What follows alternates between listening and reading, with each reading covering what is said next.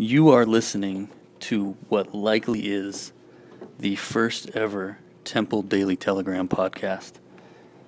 I'm Josh Weaver, and I'm here with Telegram veterans Greg Willie and Marcus Hood.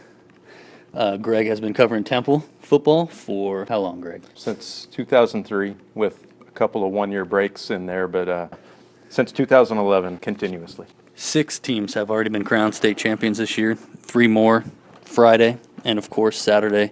Temple is playing Dallas Highland Park in the Class 5A Division I state championship game, and that is what we're going to be talking about during the next 15 to 20 minutes, I would say, of entertaining sports talk. Just first off, Greg, this matchup, I mean, what catches your eye immediately? Probably the fact that these two teams weren't supposed to be there. I mean, if you look at them, they're both unranked. They both have multiple losses. Temple's 12-3, Highland Park's 13-2, but there obviously been really good programs for a long time. I mean, you're talking about winningest program of all time in Texas with Highland Park, 800 wins, and then Temple's fourth with 749. So historically, it's a great matchup of traditional powers. But both of these teams have had to knock off some really good teams to get here. Temple, ranked opponents 2 straight weeks with Manville and Richmond Foster, and Highland Park beating Denton Ryan last week. So they knocked off the numbers 3 through 5 teams that were all undefeated at the time. So they've definitely earned their way there. Every team is different each year, but Temple now is playing in the state championship game for the second time in 3 seasons. What stands out about this team, maybe in regard to the team in 2014 that really got them to this point? Well, I think the team in 2014, they didn't have any playoff success going into that year, but they were so loaded on offense. I forget the number of points they scored. I think it was 727 with Chad President and Jeff Carr and Marcus Hatcher and really good offensive line. So they were just such an offensive juggernaut. Last year they had a really good defense and still a pretty good offense. I think this year, it's not the flashiest offense, but they're still pretty good on defense. And I don't know, this is probably the least heralded team out of the 3, but they've made it here. And 2 years ago, they definitely were not favored to beat Aledo in that championship game, and almost did. And I think this year, most things I see, Temple seems to be considered at least a slight favorite in the game. I think it's pretty much a toss-up, but if you're 5-0 in the playoffs, you're playing well, so either team could win. I think though it's a great matchup. And being favored is different than the last couple of weeks. I mean, they were, I guess, if you want to say, underdogs going up against Manville and Richmond Foster. Yeah. So, I mean, do you think they actually pay attention to that stuff, and will that have any bearing on how they enter this one? Well, their coach, Scott Stewart, he was almost sounded a little bit disappointed that it wasn't going to be Denton Ryan, because they had already played up the underdog thing 3 straight weeks if you go back to Port Arthur Memorial, because they were 10-1 and just blowing everybody out. So, I think he thought, what's one more undefeated state-ranked opponent if we have to play Denton Ryan? But, I think I don't think Temple's going in really considering itself the favorite in this game. I think they consider it more like a coin flip game, and whoever plays better Saturday is going to win. I don't think, in fact, I think Stewart is even talking up that they're still the underdog. I don't think that's accurate, but whatever he wants to say in his locker room to get his team ready is fair game. Greg, speaking of Coach Stewart, I mean, it's kind of unusual, I don't know, maybe just to see a first-year coach like that kind of take a team to the state championship game, and probably even more unusual to win it. I mean, what has made it the difference for Coach Stewart in his first year coach as a head coach? I think, and like you said, it's not just like that he's in his first year at Temple and that he's been a head coach elsewhere for a lot of years. I mean, that would be unique enough if a guy came in from somewhere else and took him this far, but he's never been a head coach anywhere at any level. So Temple, it was a little bit of a, I would say like a calculated gamble that they gave him the head coaching job, because, they had no track record to go on as far as this guy can lead a whole program and take care of all the athletic director duties that you have to do. So I think he's been and they struggled a little bit early. I mean, they were 2-2 against a really tough non-district schedule, but since then they've been playing really good football. And I think just from my perspective up in the press box, I think he's gotten better as a head coach as the year's gone on. I think he seems more decisive about game management, game situations, clock, using timeouts, whether to go for it on fourth down or punt, things like that. He seems to have gotten a lot sharper, and he admit he's probably been winging it at times this year, just because he's observed other. He's been in great programs. He's been at Spring Westfield, Round Rock, Stony Point, Temple under Mike Spradlin the first 2 years. So he's been under a lot of good ones, but more pressure when you have to make all the decisions. He's done a pretty good job. There's something to be said about knowing how to win, and I think maybe this Temple team, that's part of how they've gotten here. They've made some mistakes along the way, but they seem to be able to overcome some of those, whether it's staying calm, after those mistakes, or just, maybe a better scouting report or something like that. But this team knows how to win, and Highland Park obviously does too. But yeah. does Temple's knack for making the big plays at the right times, contribute to what they've done? Oh, for sure, because there's been very few games that have just been dominant for sure in the playoffs. I mean, even like you look at Corsicana, they beat them 34-10, and it sounded easy, but I mean Temple struggled in that game through 3 interceptions in the red zone. That game was tight coming into the second half. The next week at Pflugerville-Connolly, I mean Temple's down at halftime. In fact, never led in the game until Jared Wiley kicked the field goal with, I think, 7 seconds left to win 17-14. I mean, Temple really did not play very well that night. Played great second half defense, but I mean, to think that they only beat Connolly by 3, they only beat Waco by 3, and that wasn't even a playoff team. They only beat Bryan by 3. You wouldn't have thought back then that, like, if they're having that much trouble with those teams, that they had like state championship in them, but just kept getting better, and they've been in a few holes the last few games, but they don't seem to panic. And this might be obvious, but I mean that can bode well for a team, in a big game like Saturday. Yeah. Knowing that you can, play through some of those things. Oh, for sure, because Highland Park's been a little bit more of the dominant team in the playoffs. I mean, they opened up with 2 easy wins, 70-2 and 45-3, so they weren't tested very much. Last 3 weeks they've been in some tight games. I mean, Mansfield Lake Ridge beat them by 2 touchdowns. Mansfield Legacy, I mean, they had to knock away a 4th down pass in the end zone to win 14-7. And then last week against Denton Ryan, they had that was a back and forth game. And and to be honest, I mean, Highland Park's probably not sitting here if Denton Ryan's quarterback doesn't get hurt, because he's a guy that he had like over 50 touchdowns for the year combined, and he's already committed to Oklahoma State as a junior, and I think he tore his ACL middle part of that game. So if he's on the field, you never know how it's different. But all that being said, I mean, Temple, I don't think there's anything Temple hasn't seen to this point, good or bad.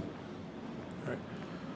You talk a little bit there about the adversity this team is facing, been able to kind of overcome, not really let anything kind of get to them. But how much of that do you think has to do with just some of the players they have, like Reed Hess? You did an article on him this week. Guys like that, the leadership they have on this team, just to kind of keep them cool and collected. Yeah, I think those guys who especially have been starting at least 2 years, which is a lot of guys that are 2-year starters, and even a handful of guys that are 3-year starters, with Taquan Graham and Ashton Logan on the defensive side. There's some other guys they played against Aledo in the state championship game as sophomores, so they might not have been starters per se, but they were either defensive backups or played a lot on special teams. I think they have 6 of those guys that are still around, so they bank on those guys quite a bit. And like you mentioned, Reed Hess, I think he's 21-4 as the starting quarterback now in 2 years. So, I mean, they've got guys that have been through it. I mean, legitimately, if you just looked at Highland Park on paper, I mean, they might not be in the top 5 teams that Temple has played in the last 3 seasons. I mean, if you really looked at the strength, I mean, Fort Bend Ridge Point a couple years ago, and Aledo, and a couple of those Houston Stratford teams, and Richmond Foster, Manville for sure. I mean, they've been through kind of a murderer's row. So these guys, let's see, I think they're playing in their maybe 46th or I think it's their 46th game in the last 3 years. So 16th playoff game. So obviously 18 is the most you can play, and they played. This is their 16th. So there's not much those guys haven't seen. All right, Greg. Well, what do the Wildcats have to do to win this game? Well, I would say they have to avoid turnovers, which is like, what every coach would say. But Temple's kind of won in the playoffs in spite of turnovers. I mean, Right. like I mentioned in the story on Reed Hess, he's thrown 9 interceptions in the playoffs, but he's also thrown 9 touchdowns and thrown for about almost 1,400 yards. So he has a way of hanging in there. He doesn't let it bother him. He came up big last week against Richmond Foster. I mean, 360 yards on only 11 completions. So he got his money's worth. And, I think he just has to keep spreading the ball around. 3 or 4 receivers actually with the tight end, Zach Rumfield. 3 running backs who were all good. Kind of a surprising offensive line that not too much was expected out of them, and they've really played well. And then, Highland Park is not extremely explosive on offense, especially with their top 2 running backs and top 2 receivers. To hear their coach, Randy Allen, say it, they were all season-ending injuries. I think Scott Stewart is, half expecting some of those guys to resurface on Saturday. The coach may be sandbagging a little bit on, there may be a kid coming back, but if not, Highland Park's still pretty good. They got a quarterback, grandson of Jerry Jones, by the way, of Cowboys fame. Yes. Over 3,000 yards, 30 touchdowns, 7 interceptions. So he's a good one. And the thing I think the interesting matchup is going to be Highland Park's, their front 7 on defense is so good by all accounts. I mean, Scott Stewart says they just don't make any mistakes. They don't miss tackles. He said Temple might not be able to run the ball very well on these guys, but the outside matchups, Right. Temple's wide receivers, Deontay Hextall, Zacchaeus Johnson, Xavier Johnson, Terrence Johnson a little bit, the Johnson boys. It'll be interesting to see if those Highland Park cornerbacks and or safeties can hang with those guys, because really all Temple needs to do is hit a few deep shots like they did against Foster, and it could be lights out. But Highland Park's pretty good. They're well coached. They'll find a way to at least contain Temple, but Temple hits 2 or 3 of those, that might be enough. Yeah. I mean, what it sounds like is 2 very good defenses with 2 really good offenses, one with a little bit more speed, obviously, in Temple. Yeah. And I think you're right. I think the matchups on the outside with Temple's receivers and Highland Park's corners and secondary is going to be huge. Yeah. No one's been able to stop necessarily the Wildcats in that area during the playoffs. And like you mentioned in one of your articles, I mean, was it 11 completions or something like that? Yeah. For over and 360 yards. Yeah, I mean, that's pretty unbelievable. Yeah. That big play capability. Sure. Is going to go a long way. I mean, And, I think and part of it, like we mentioned, that Hess has thrown some interceptions, but his defense has bailed him out. Whenever he throws them, there might not be in the greatest situations, but the defense has been there to get a stop or to limit the damage. So, I mean, I think that gives him confidence to keep on throwing. He doesn't worry about it a whole lot. And when you got a defensive line like Temple has, Randy Allen, the Highland Park coach, he said it's the best defensive front in the state. Now, a lot of coaches will talk up the opponent, but he's about the 4th coach I've talked to during the playoffs that has said something to that effect. Yeah. Everyone's impressed with those guys. Yeah, and they're very disciplined up there. They're strong, obviously, but and they're really good tacklers, all around really on Temple's defense. I mean, they tackle really soundly, from what I've noticed, and they're quick to the ball, and they're rarely out of position.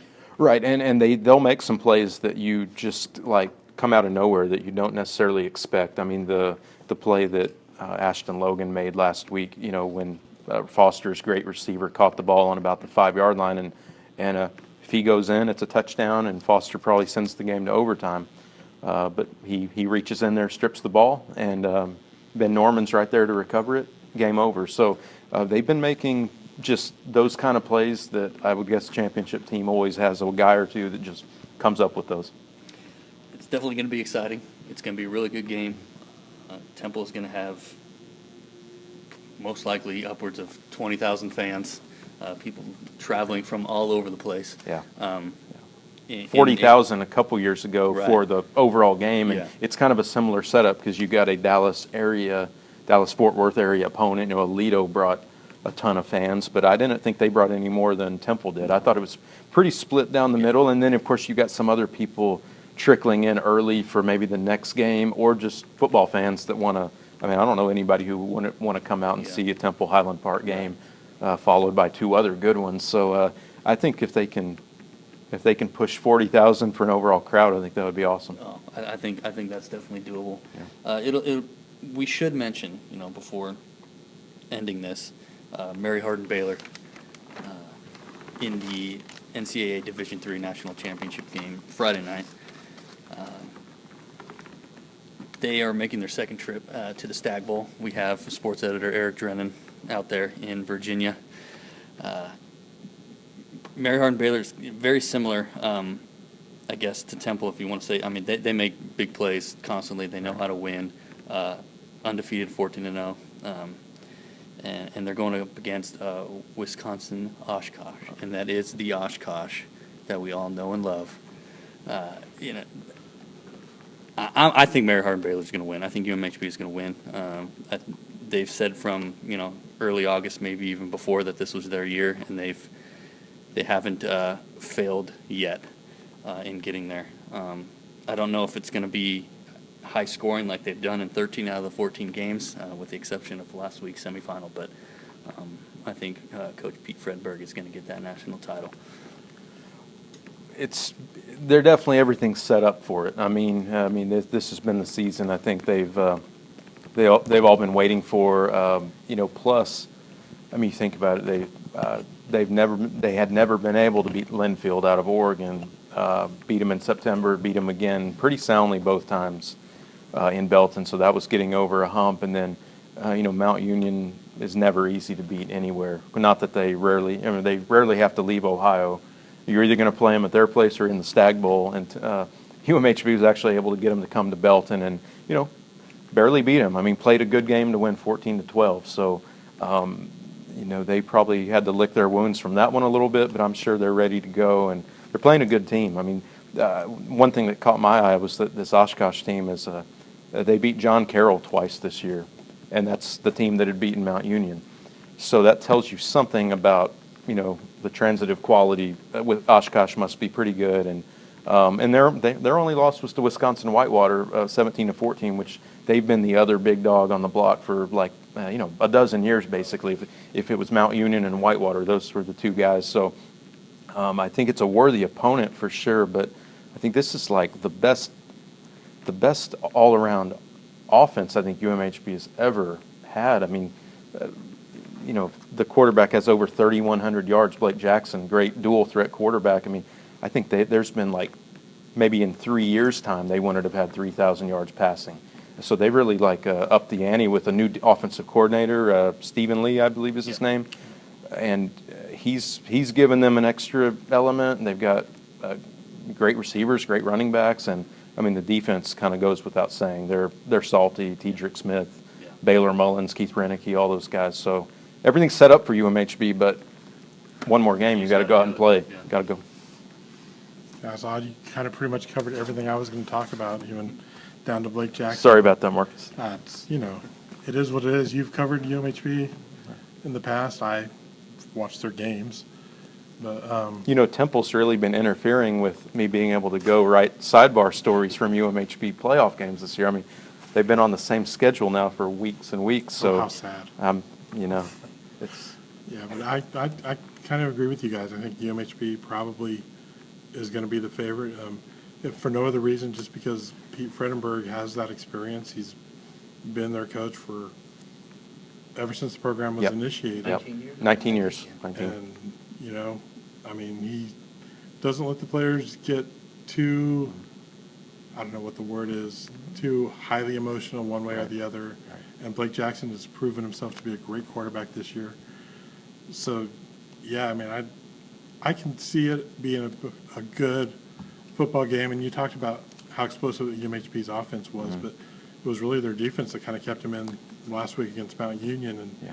that was a heck of a game just to watch that.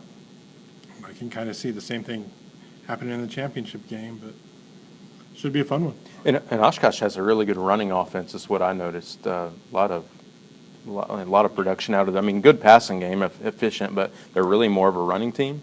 Right. And UMHB, I mean, they've always hung their hat on trying to stop the run. So I think that almost plays into their hands.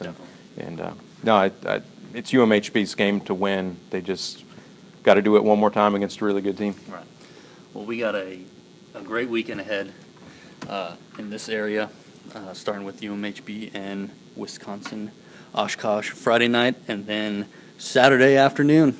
It's a noon start for Temple and Highland Park. I'm calling it a high noon showdown. There you go. At Jerry World. It's going to be packed. It's going to be awesome, and we are looking forward to it. Thank you very much for listening in to probably, I'm considering it a historic event, this Temple Daily Telegram podcast.